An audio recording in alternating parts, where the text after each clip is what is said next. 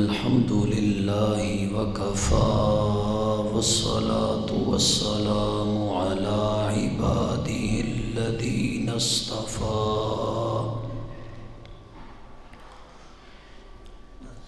خصوصا على سيد الرسل وخاتم الأنبياء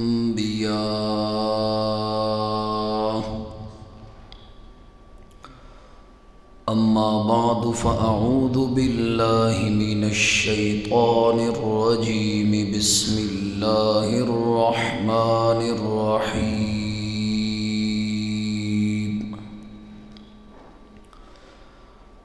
وَلِتُكْمِلُوا الْعِدَّةَ وَلِتُكَبِّرُوا اللَّهَ عَلَى مَا هَدَاكُمْ وَلَعَلَّكُمْ تَشْكُرُونَ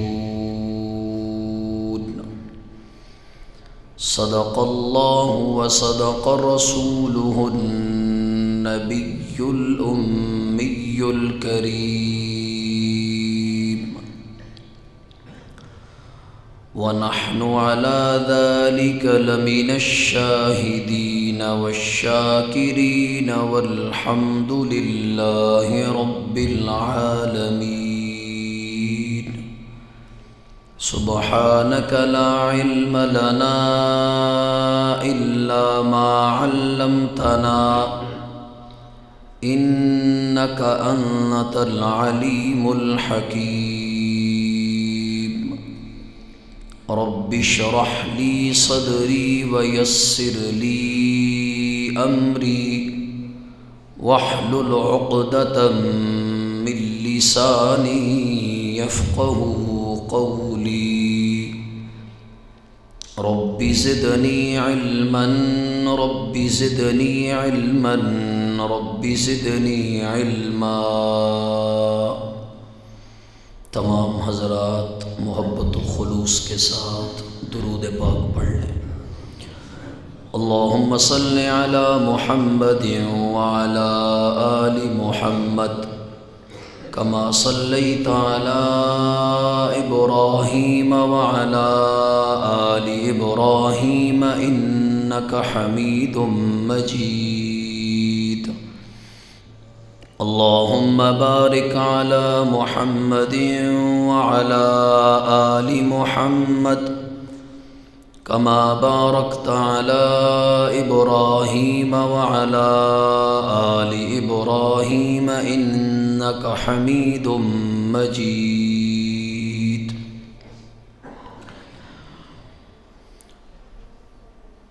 سامعین محترم، دوستو، بزرگوں، بھائیوں، اللہ رب العالمین کے فضل سے اور اس کے کرم سے ہم سب یہاں پر اکٹھے ہوئے ہیں۔ اللہ تعالی ہم سب کی حاضری کو اپنی برگاہ عالیہ میں قبول و منظور فرمائے۔ آج کا دن خوشی کا دن ہے جو کہ مسلمانوں کو رمضان المبارک کے روزے رکھنے کے بعد اللہ رب العالمین نے تحفے کے طور پر عطا کیا ہے کہ اس دن مسلمان کھلے میدان میں یا مسجدوں میں آئیں اور آ کر اللہ کی طرف سے یہ جو انعام عطا ہوا ہے اس پر اللہ کا شکر ادا کریں۔ آپ نے ابھی دیکھا ہوگا کہ مختلف مساجد سے تکبیروں کی آوازیں آتی رہی۔ یہ جو تکبیرات ہم پڑھتے ہیں یہ حقیقت میں ہم اللہ کا شکر ادا کرتے ہیں کہ اللہ رب العالمین ہم سے راضی ہو جائے اور ہم سب کے لیے جنت کا داخلہ طے کر دے۔ رمضان المبارک کی رونقیں آئی تھی، ختم ہو گئی۔ ہر مومن مسلمان کا دل اندر سے بڑا خفا ہوتا ہے کہ کس طرح سے رمضان آیا تھا اور اچانک سے ختم بھی ہو گیا۔ لیکن یہ بات ذہنوں میں رکھیں، کوئی بھی چیز شروع ہوتی ہے تو وہ ختم تو ہوتی ہے، اس لیے اللہ سے دعا کریں دل سے کہ اللہ تعالی ہم سب کو رمضان المبارک کی خوشیاں زندگی میں بار بار نصیب فرمائے۔ حضرات صحابہ کرام کا یہ عمل رہا ہے کہ وہ رمضان المبارک کو حاصل کرنے کے لیے، رمضان المبارک کے اندر خوشیاں عبادات کرنے کے لیے اس کا 2-3 مہینے پہلے انتظار فرمایا کرتے تھے اور اس کی تیاری کیا کرتے تھے۔ لیکن ہم لوگ ہیں کہ ہمیں کوئی اتنی فکر نہیں ہوتی، لیکن یقیناً جب رمضان ختم ہو جاتا ہے تو پھر ہمارے دلوں میں یہ بات آتی ہے کہ کیا ہی خوبصورت ماحول تھا، کس طرح سے لوگ مسجدوں میں آیا کرتے تھے، دن بھر روزہ رکھ کے ہم نے اللہ کی رحمتوں کو لوٹا تھا اور رات کو ہم نماز تراویح پڑھ کے اللہ کی رحمتوں کو لوٹتے رہے۔ یہ دل ہی دل میں خیال آتا ہے، تو اس لیے اب ہم اللہ سے دعا ہی کر سکتے ہیں کہ اللہ ہمیں آئندہ بھی یہ خوشیاں عطا کرے۔ اصل جو اس دن کا مقصد ہے وہ یہ ہے کہ ہم اللہ اور اس کے رسول کی اطاعت کے مطابق اس دن کی خوشیاں منائیں۔ اس میں کوئی ہندوانہ رسومات شامل نہیں ہونی چاہیے، اس لیے کہ ہم مسلمان ہیں اور مسلمانوں کا یہ اصول نہیں کہ وہ ہندوانہ رسموں پہ عمل کرے۔ حالانکہ ہمارے ملک میں ہوتا یہی ہے کہ ہم ہندوانہ رسموں کو فروغ دینے کے لیے ان کی ہر بات پہ عمل کرتے ہیں، صرف نام کے مسلمان ہم رہ گئے ہیں۔ تو اس لیے آج سے یہ ارادہ کریں، شریعت محمدی نے جو طریقہ کار ہمیں بتلایا ہے، عید الفطر کی خوشیاں منانے کا ہو یا عید الاضحیٰ کی خوشیاں منانے کا ہو، ہم ان دونوں موقعوں پر اللہ اور اس کے رسول کی اطاعت کے مطابق ان دنوں میں خوشیاں منائیں گے انشاءاللہ۔ اس کا طریقہ کار کیا ہے کہ اللہ رب العالمین کا یہ حکم ہے کہ میں نے تمہارے اوپر رمضان کے روزے فرض کیے، تم نے روزے رکھے اور بطور انعام کہ میں نے تمہیں یہ دن عطا کیا ہے، تم میری بارگاہ میں آؤ، ایک راستے سے آؤ اور ترانہ بلند کرتے ہوئے آؤ۔ ذرا مل کے میرے ساتھ پڑھ لیں، اللہ اکبر اللہ اکبر، بلند آواز سے اللہ اکبر اللہ اکبر، لا الہ الا اللہ واللہ اکبر اللہ اکبر وللہ الحمد۔ ایک راستے سے آئیں، دوسرے راستے سے جائیں، یہی نبی پاک صلی اللہ علیہ وسلم کا معمول رہا ہے، لیکن ہم لوگوں کو یہ فکر نہیں ہوتی۔ اگر ہمیں یہ فکر ہوتی تو ہماری زندگیوں میں سکون ہوتا، ہمارے ملک کے حالات بہتر ہوتے۔ یہ جو مہنگائی کا طوفان ہے، ہم اس دلدل سے بچ جاتے۔ تو آج بھی موقع ہے، مختلف محلوں سے، مختلف شہروں سے لوگ مسجدوں میں آ کر جمع ہوتے ہیں، اللہ کا شکر ادا کرتے ہیں۔ لیکن میں یہ کہنا چاہوں گا کہ اللہ کا شکر اگر آپ نے ادا کرنا ہے تو دل سے ادا کریں۔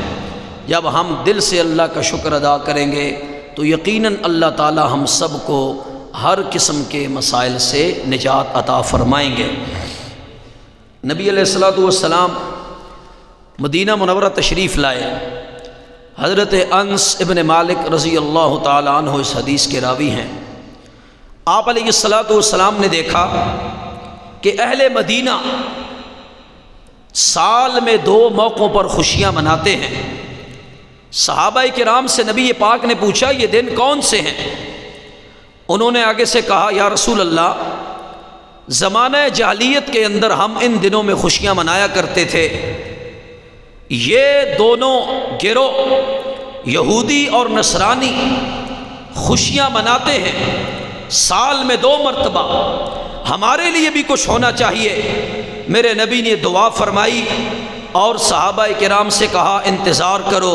میرے رب نے وحی اتار کے کہا وَلِتُكْمِلُوا الْعِدَّةَ وَلِتُكَبِّرُوا اللَّهَ عَلَى مَا هَدَاكُمْ وَلَعَلَّكُمْ تَشْكُرُونَ۔ اس آیت کا ترجمہ یہ ہے، سورۃ البقرہ کی آیت نمبر 185 ہے۔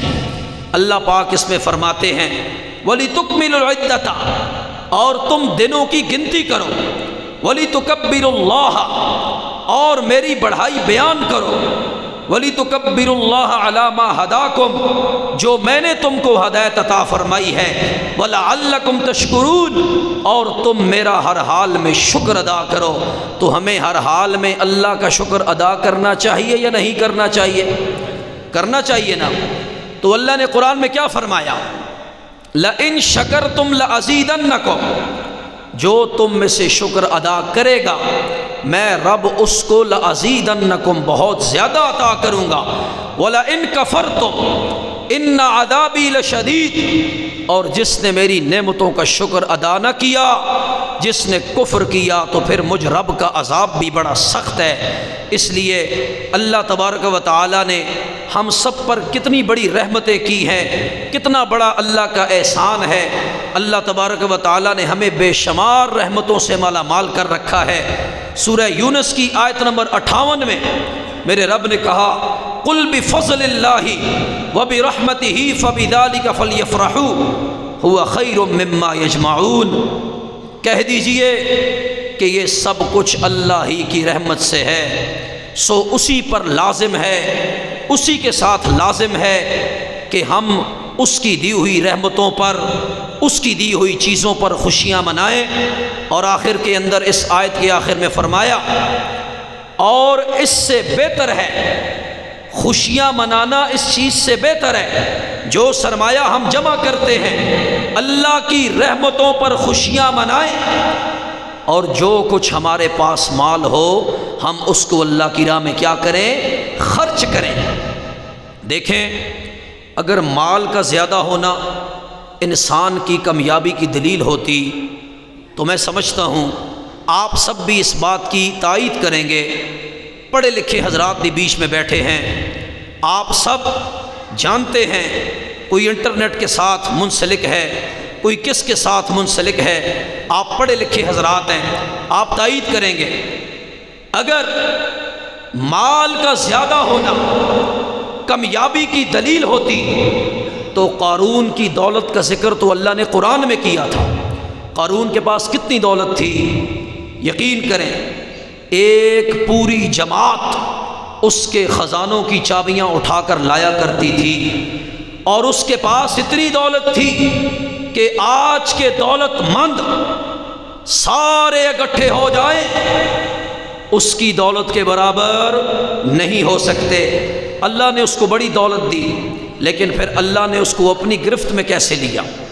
اس کے مال کو، اس کے خزانوں کو میرے رب نے زمین کے اندر دبوچ لیا، اسے بھی تباہ و برباد کر دیا، اس کے خزانوں کو بھی تباہ و برباد کر دیا۔ ثابت یہ ہوا کہ کامیابی کا معیار اگر کوئی ہے، کوئی چیز ہے تو وہ ہدایت ہے، جس کو اللہ رب العالمین نے ذکر کیا۔ الحمدللہ الذی ہدانا لہذا، سورۃ الاعراف کی آیت نمبر 43، الحمدللہ الذی ہدانا لہذا وما کننا لنہتدی لولا ان ہدانا اللہ، ساری تعریفیں اس رب کے لیے ہیں جس نے ہمیں ہدایت عطا فرمائی ہے، اور ہم کبھی نہ تھے ہدایت پانے والے، ہم مال و دولت کمانے کے لالچ میں لگے ہوئے ہیں۔ میرے رب نے کہا المال والبنون زینت الحیات الدنیا والباقیات الصالحات خیر عند ربک ثوابا وخیر عملا۔ میرے رب نے کہا دنیا کی زندگی کی زیب و زینت کی طرف نظر نہ کرو، بلکہ اس زندگی کی طرف نظر کرو جو آخرت کی ہے، وہ تمہارے حق میں بہتر ہے، نیک اعمال ہیں۔ اگر نیک اعمال کرو گے آخرت میں کام آئیں گے، ہدایت پہ چلو گے آخرت میں کام آئے گی، اللہ کی راہ میں مال خرچ کرو گے وہ آخرت میں کام آئے گا۔ لیکن اگر دنیا میں رہ کر تم نے مال و دولت کمانے کی لالچ کی، ہدایت سے بچ گئے، مال و دولت کماتے رہے، اللہ کے احکامات پہ عمل نہیں کیا، یقین کرو تمہاری دنیا بھی ناکام ہوگی، تمہاری آخرت بھی ناکام ہوگی۔ لیکن اگر تم نے دنیا میں رہ کر اللہ کے احکامات کو سمجھ کر نبی پاک کی تعلیمات پہ عمل کرتے ہوئے زندگی گزاری، تمہاری دنیا بھی اچھی ہوگی، تمہاری آخرت بھی اچھی ہوگی۔ صرف سبحان اللہ کہنا دو تین بندوں کا کام نہیں ہے۔ سبحان اللہ اگر کہنی ہے تو سب کہیں سبحان اللہ، بلند آواز سے کہیں سبحان اللہ۔ صرف تین چار بندے سبحان اللہ کہہ کے مجھے خوش نہ کریں، سب کہیں سبحان اللہ۔ سبحان اللہ کے فضائل بتاؤں؟ سبحان اللہ پہ نہ خرچہ ہے نہ پرچہ ہے۔ دیکھیں ویسے تو اگر ہم کوئی یہاں سے اگر کوئی بھائی نعرہ لگا دے تو اسے خطرہ ہوگا کہیں پرچہ نہ ہو جائے۔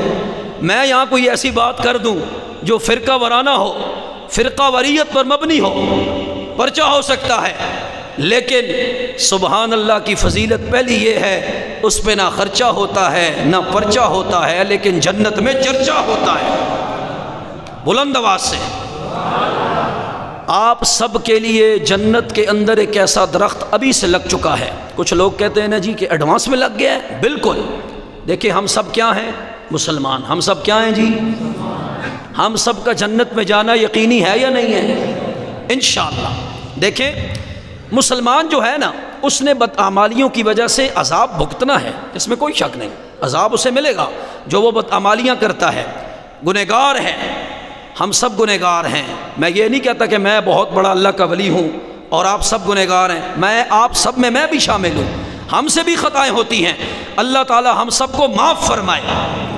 جنت کے اندر جب درخت لگتا ہے نا اور اس کا سایہ اتنا زیادہ ہوتا ہے، حدیث کے الفاظ ہیں کہ عربی گھوڑا، ایک عربی گھوڑا اس درخت کے نیچے سے اگر 50 چکر لگائے، بعض روایات میں ہے 100 چکر لگائے، پھر بھی اس درخت کا سایہ ختم نہیں ہوتا۔ تو اس لیے سبحان اللہ کہا کریں۔ جو خطباء ہوتے ہیں ان کا ذوق بڑھتا ہے، ان کو بات کرنے میں مزہ آئے گا اور آپ کو بات سننے میں مزہ آئے گا۔ تو اس لیے میں یہ عرض کر رہا تھا کہ ہمیں اللہ کی ہر نعمت پر، اللہ کی ہر رحمت پر شکر ادا کرنا چاہیے۔ اللہ نے ہمیں بے شمار نعمتوں سے مالا مال کیا ہے۔ آپ دیکھیں قرآن مجید میں اللہ نے کیا فرمایا؟ سورۃ الانفطار، یا ایھا الانسان ما غرک بربک الکریم، اے انسان تجھے کس چیز نے دھوکے میں ڈالا؟ الذی، وہ ذات، خلقک فسوی فعدلک، اللہ کی ذات نے تجھے ٹھیک ٹھیک بنایا، اندازہ کر کے بنایا۔ آپ سب یہاں پر میری اس بات کو توجہ سے سنیں، یہاں بزرگ بھی ہیں، نوجوان بھی ہیں، بچے بھی ہیں، پڑھے لکھے بھی بیٹھے ہیں، باشعور نوجوان بھی بیٹھے ہیں۔ اللہ نے ہم سب کو نعمتوں سے مالا مال کیا ہے۔ سب سے بڑی نعمت انسان کا چہرہ ہوا کرتا ہے۔ کیا خیال ہے اگر ناک کو یہاں سے کاٹ کر یہاں لگا دیا جائے تو کیسا لگے گا؟ برا لگے گا نا۔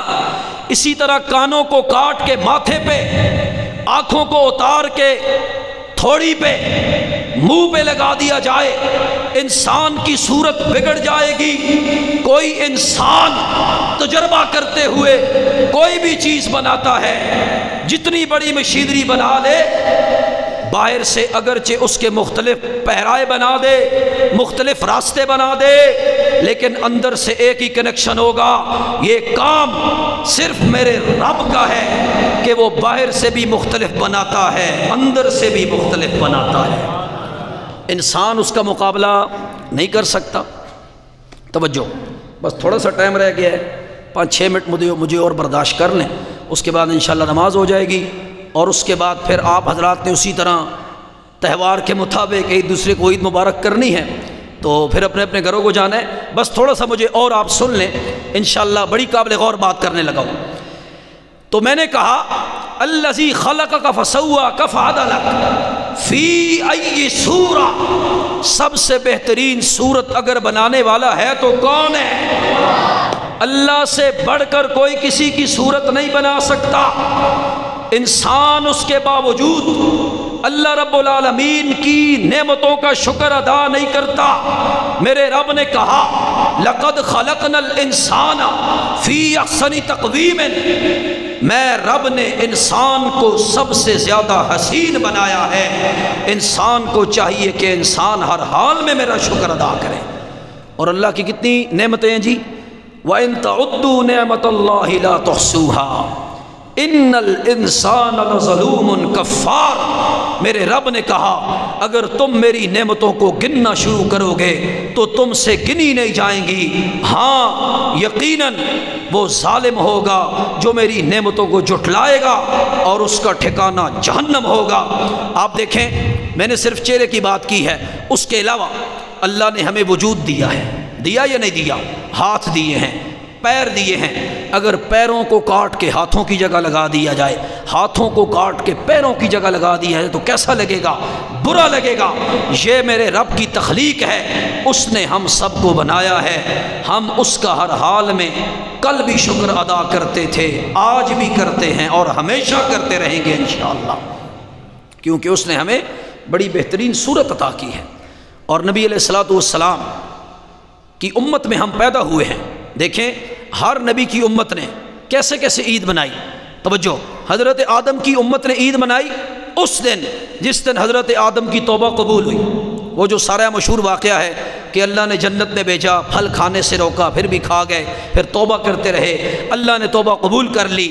اس کے علاوہ حضرت ابراہیم کی امت نے عید منائی ان دنوں میں جن دنوں میں حضرت ابراہیم کو نمرود کی جلائی ہوئی آگ سے اللہ نے نجات عطا فرمائی تھی۔ حضرت یونس کی قوم نے عید منائی جب حضرت یونس کو اللہ نے مچھلی کے پیٹ سے نجات عطا فرمائی۔ اور حضرت عیسیٰ کی امت نے اس وقت عید منائی جب سورۃ المائدہ نازل ہوئی۔ تو ہر نبی کی امتیں عید مناتی رہی، لیکن ہم خوش قسمت ہیں کہ رب نے ہمیں یہ دن خود عطا فرمایا ہے۔ عید الفطر ہے، عید الاضحیٰ ہے۔ میرے نبی نے عید الفطر کو تاخیر کے ساتھ ادا کیا ہے، لیکن عید الاضحیٰ کو جلدی ادا کیا ہے۔ اور نبی پاک صلی اللہ علیہ وسلم بڑی عید کے موقع پر فوراً نماز ادا کر کے جا کے قربانی کے گوشت کے ساتھ ناشتہ فرمایا کرتے تھے۔ اور حدیث میں آتا ہے، حضرت خالد بن سعید رضی اللہ تعالیٰ عنہ اس حدیث کے راوی ہیں، فرماتے ہیں کہ اللہ کے نبی صلی اللہ علیہ وسلم عید الفطر کے موقع پر غسل فرمایا کرتے تھے، عمدہ لباس پہنا کرتے تھے۔ آپ علیہ الصلوۃ والسلام نماز عید الفطر کی ادائیگی کے لیے تشریف لے جا رہے ہیں، راستے میں ایک یتیم بچہ ملتا ہے۔ آپ اس سے پوچھتے ہیں آج سارے بچوں نے اچھا لباس پہنا ہے، تو نے کیوں نہیں پہنا؟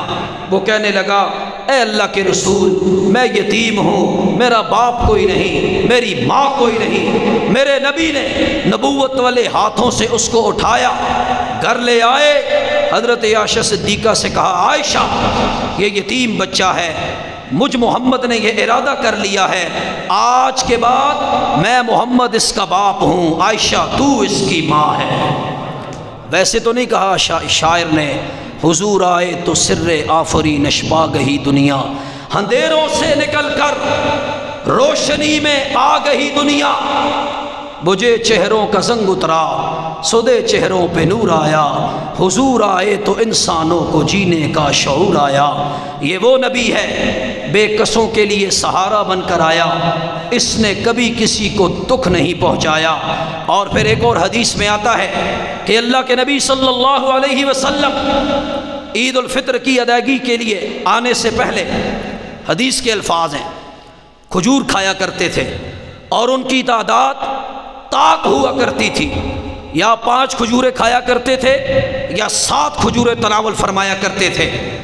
میٹھا پہلے کھاتے، عید الفطر کی ادائیگی سے پہلے میٹھا کھانا یہ سنت ہے، اور عید الاضحیٰ کے بعد کچھ کھانا یہ سنت ہے۔ عید الاضحیٰ کے موقع پر نبی پاک کچھ نہیں کھایا کرتے تھے، عید سے پہلے کچھ نہیں کھاتے تھے، اور عید الفطر سے پہلے کھجور تناول فرمایا کرتے تھے۔ اور اللہ تعالی ہم سب کو نبی پاک صلی اللہ علیہ وسلم کی سنتوں پر عمل کرنے کی توفیق عطا فرمائے۔ آپ علیہ الصلوۃ والسلام نماز پڑھاتے، اکثر اصحاب صفہ بھوک کی شدت کی وجہ سے گر جاتے۔ کچھ صحابہ نے ان کو دیکھا اور کہا یہ تو پاگل ہیں، اللہ کے رسول نماز پڑھا رہے ہیں اور یہ گر رہے ہیں۔ اللہ کے نبی صلی اللہ علیہ وسلم نے سلام پھیر کر ان لوگوں کی طرف توجہ کی، اصحاب صفہ سے کہا تم ان لوگوں کی باتوں کا برا نہ مناؤ، انہوں نے تمہیں پاگل اور مجنون کہا ہے۔ یاد رکھنا اگر تم لوگوں کو یہ پتہ چل جائے کہ اللہ کے نزدیک تمہارا کیا مرتبہ اور مقام ہے تو یقیناً تم اور زیادہ فقر و فاقہ برداشت کرنے لگو۔ تو اس لیے اللہ کے نبی صلی اللہ علیہ وسلم نے ہر کسی کے لیے دعا فرمائی ہے، خود کم کھایا ہے، دوسروں کو زیادہ کھلایا ہے۔ اور نبی علیہ الصلوۃ والسلام رمضان المبارک کے بابرکت مہینے میں ایک روز تشریف لائے، ام المومنین حضرت عائشہ صدیقہ سے پوچھا افطاری کے لیے کچھ سامان ہے؟ حضرت عائشہ نے فرمایا کچھ نہیں ہے۔ فرمایا کوئی بات نہیں، آج میں اور آپ صرف پانی سے روزہ افطار کر لیں گے۔ لیکن ہم لوگ کیا کرتے ہیں، ہم تو اتنی چیزیں بنا کے سامنے رکھ دیتے ہیں، ہمارے بچے بھی ضد کرتے ہیں جب تک پکوڑے اور سموسے نہیں ہوں گے ہم نے افطاری ہی نہیں کرنی۔ صحابہ اکرام کا کیا معمول ہوتا تھا، ایک کھجور، ستو، اس کا شربت یا لسی۔ کوئی ایسی حدیث اور قرآن کی آیت نہیں ملتی جس کے پکوڑے، سموسے، کچوری یہ چیزیں ثابت ہوں، لیکن ہم لوگ یہ سب کھاتے ہیں، تب ہمیں سکون ملتا ہے کہ ہمارا روزہ قبول اب ہوا ہے۔ وہ کہتے ہیں نا جی کہ جب تک صحیح کھائیں گے نہیں اللہ عبادت قبول نہیں کریں گے، یہ غلط بات ہے۔ عبادت کا قبول کرنا یہ اللہ کی مشیت ہے، اللہ قبول کر لے اس کی مرضی، نہ کرے اس کی مرضی۔ آج تک ہم میں سے کسی کو یہ یقین نہیں، ہم نمازیں پڑھتے ہیں، ہماری نماز قبول ہے بھی یا نہیں، کسی کو یہ یقین نہیں۔ قبول کرنے والی ذات کون سی ہے؟ اللہ کی۔ اللہ عمل کی توفیق عطا فرمائے۔ نماز کا طریقہ سمجھ لیں، وقت برابر ہو گیا ہے۔ سب سے پہلے آپ نے کرنی ہے نیت، 2 رکعت نماز عید الفطر، خاص واسطے کس کے جی؟ اللہ تعالیٰ کے۔ ٹھیک ہو گیا۔ اس کے بعد آپ نے کہنا ہے جی پیچھے سے امام صاحب کے، منہ میرا خانہ کعبہ شریف کی طرف، ٹھیک ہے جی۔ پھر کہنا ہے اللہ اکبر، میرے ساتھ ساتھ، یہ نہیں خود ہی اللہ اکبر کر لیں۔ سب سے پہلے میں نے کانوں تک ہاتھ اٹھانے ہیں اور باندھ لینے ہیں، ٹھیک ہے جی۔ باندھ کر سب سے پہلے میں نے ہاتھوں کو باندھنا ہے، 6 زائد تکبیریں اس میں نیت میں شامل ہیں۔ ہاتھ باندھ لینے ہیں، باندھ کر میں نے پڑھنی ہے ثنا۔ ثنا پڑھنے کے بعد پھر میں نے کانوں تک ہاتھ اٹھا کر آزاد چھوڑ دینے ہیں، پھر میں نے کانوں تک ہاتھ اٹھا کر آزاد چھوڑ دینے ہیں، تیسری مرتبہ ہاتھ اٹھا کر باندھ لینے ہیں، اور پھر میں نے سورہ فاتحہ پڑھنی ہے۔ آپ سب نے سماعت کرنی ہے۔